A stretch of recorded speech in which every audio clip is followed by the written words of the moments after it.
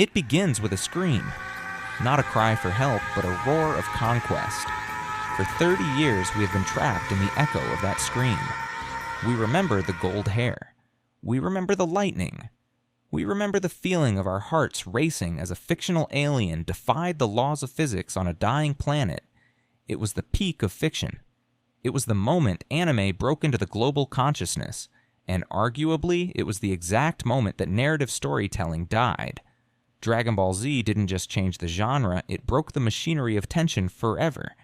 It taught us to mistake volume for depth, and escalation for progression. We are still living in the crater it left behind. To understand the crime, we have to return to the scene of the accident. 1991, the Frieza Saga. Up until this point, the logic of martial arts fantasy was grounded in a specific kind of give and take. You trained, you learned a technique, you outsmarted the opponent. But here, on the green skies of Namek, the contract changed. The solution to the problem ceased to be strategy and became rage. The Super Saiyan transformation wasn't just a plot twist, it was a paradigm shift. It established a new rule. If you are losing, you just haven't gotten angry enough yet. Toriyama introduced the Scouter as a joke, a way to show how unreliable numerical data is in a fight. But the audience didn't get the joke. We became obsessed with the numbers. It's over 9,000 became a meme, but it was also a prophecy. By quantifying strength, Dragon Ball Z gamified narrative tension. If Frieza is a 1 million and Goku is a 3 million, the drama evaporates. It becomes simple arithmetic. The writer isn't telling a story anymore, they are balancing a spreadsheet. And once you start using math to generate excitement, the only place to go is up.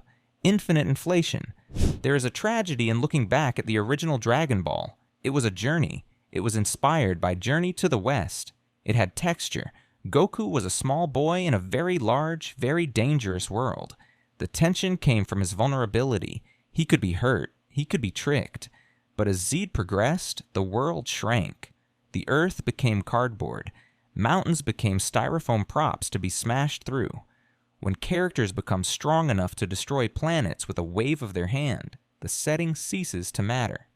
The environment is no longer a factor in the fight. It's just a background loop of exploding rocks. This is the escalation ladder. In a standard narrative, stakes rise and fall to give the audience room to breathe. In the post-DBZ landscape, the ladder only goes up. If the last villain destroyed a city, this one must destroy a country, then a planet, then a galaxy, then the timeline itself. It creates a numbness. When everything is at stake, nothing is. If the universe is in danger every Tuesday, then the end of the world becomes a mundane administrative issue. We stop caring about the consequences because the scale is too large to comprehend. Look at the children of Dragon Ball, the big three. Naruto, Bleach, One Piece. They all inherited this genetic defect. Naruto started as a story about ninjas using deception and tools. By the end of the Shippuden War arc, they were throwing nuclear wizards at each other. The tactical grounding of the early arcs was vaporized by the need to match the DBZ standard of spectacle. Madara Uchiha dropping 2 meteors isn't a ninja technique. It's a desperate plea for attention from an author who knows he has trapped himself in a power ceiling he can't write his way out of. Psychologically, this relies on the bigger number fallacy. Our brains are wired to react to novelty and scale. Toriyama hacked this biological vulnerability. He realized that a beam struggle is a visual representation of willpower. It's primitive. It bypasses the intellectual part of the brain that asks, does this make sense?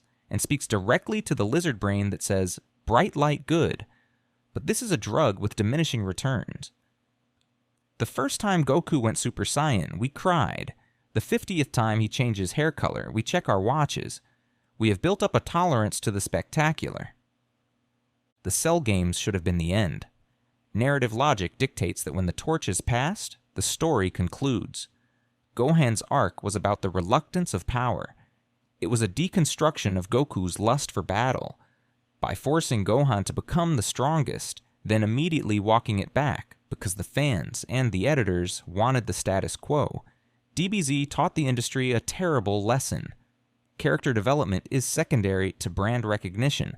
Goku could not be allowed to rest, and therefore the story could not be allowed to evolve. It became a zombie franchise, shuffling forward, hungry for the next power-up. This created the training montage trap.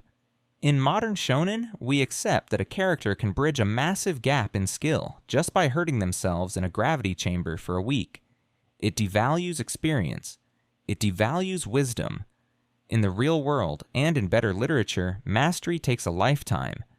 In the post-DBZ world, mastery is a weekend retreat. This creates a disconnect between the audience and the hero. We can't relate to the struggle because the struggle is artificial. It's a time skip away from victory. Is there a cure? Yes, but it requires rejecting the premise entirely. Look at JoJo's Bizarre Adventure, or Hunter x Hunter. In these worlds, power is not a vertical line. It's a horizontal web. A character with a weak ability can kill a god if they use it correctly. Tension is derived from the how, not the how much. When Gon fights Genthru, it isn't about who screams louder.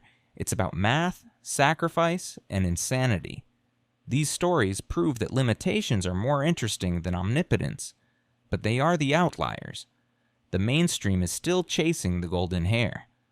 The legacy of Dragon Ball Z is a paradox. It gave us the community we have today, it built the conventions, but it also salted the earth.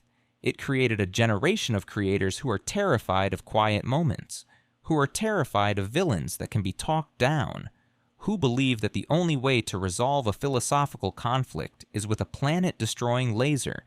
We have ruined the future of storytelling by trying to recreate the past. We need to let the Saiyans die, not because we hate them, but because we loved them too much. We need to stop looking for the next Goku and start looking for the next story. We need to remember that the most powerful moment in fiction isn't when a planet explodes. It's when a character makes a choice. And right now, the choice we have to make is to put down the scouter, turn off the gravity chamber, and walk back down the mountain, into the valley where the real stories are waiting. Death in fiction is the ultimate stakes. It is the finality that gives life meaning. Dragon Ball Z introduced the Dragon Balls not as a quest item, but as a reset button. Death became an inconvenience, a waiting room. Don't worry, we can just wish them back. When you remove death, you remove consequence. The future of the genre was poisoned by this safety net. Now, when a character dies in a modern show, we don't mourn. We wait for the plot device that brings them back. We have been conditioned to expect the resurrection before the body is even cold. The Vegeta archetype is another scar on the tissue of storytelling. The idea that genocide can be forgiven if the guy looks cool enough leaning against a wall. It flattened morality. In the DBZ moral universe, strength equals virtue. If you are strong enough to be useful to the hero, your past crimes are deleted. This leads to a future where villains lack conviction. They are just future party members waiting to be unlocked. It robs the antagonist of their threat and the protagonist of their moral standing. Linearity is the enemy of creativity. DBZ is strictly linear.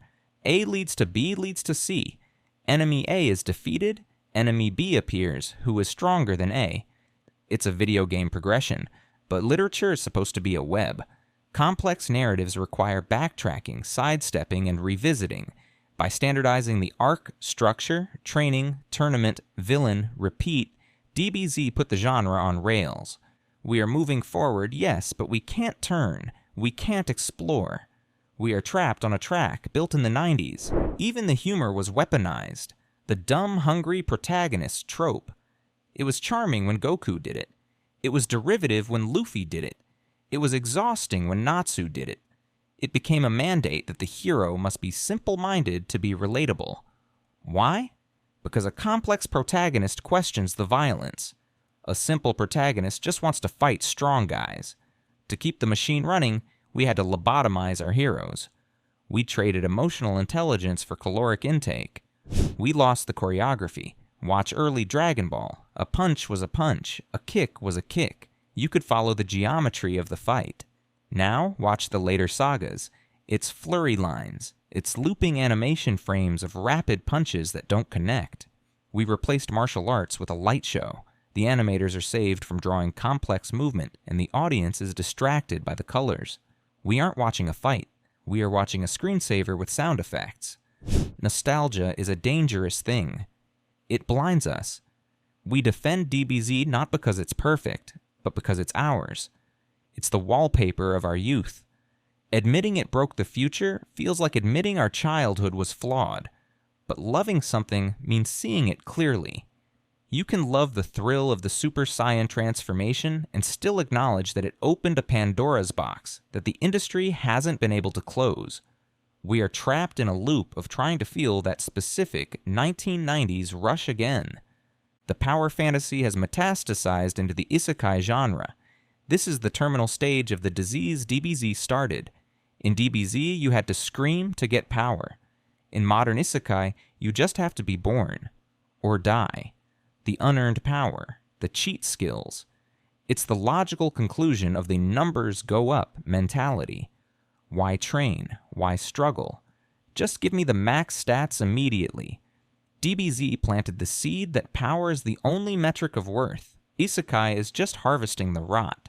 Toriyama himself was a gag manga artist. He wanted to be funny. He wanted to be whimsical. He was forced into the escalation by his editors. The irony is that the man who ruined the future didn't want to do it. He was just trying to meet a deadline. He was trying to keep the magazine selling. The serialization model of Shonen Jump, the survey system, demanded constant escalation. DBZ didn't ruin the future alone. Capitalism helped. The need for more is not an artistic choice, it's a market imperative. Hierarchy destroys tension.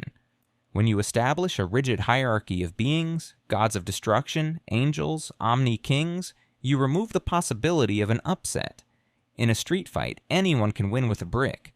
In a divine hierarchy, the outcome is predetermined by rank. DBZ Super doubled down on this. It bureaucratized the magic. It turned the universe into a corporate org chart. And who wants to watch a story about middle management filing reports on power levels? The casting aside of the ensemble. In early Dragon Ball, Bulma, Yamcha, Krillin, they all had roles. They were essential pieces of the puzzle. By the Buu Saga, they were spectators. They were literally standing on cliffs, commenting on the fight happening in the distance. This Greek chorus effect plagues modern anime. The side characters exist only to gasp at the protagonist's power. They cease to be people and become hype men. A story needs a cast, not an audience. We need to rewind. We need to go back to the crossroads.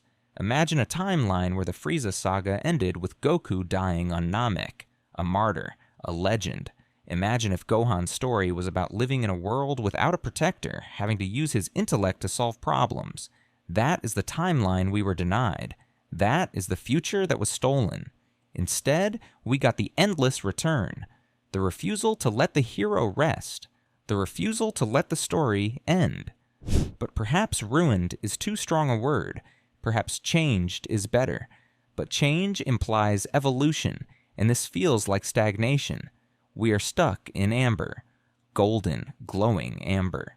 The future of anime depends on our ability to break the mold that Dragon Ball Z cast, to realize that a whisper can be louder than a scream, that a loss can be more powerful than a win, and that sometimes the strongest thing a hero can do is not transform, but simply grow up. Dragon Ball Z taught us to reach for the stars, but in doing so, it made us forget the ground beneath our feet. And the future? The future belongs to the ones who are brave enough to stay on the ground, to fight without glowing, to win without cheating, to tell a story that ends. Because a story that never ends isn't a story, it's just content, and we have enough content.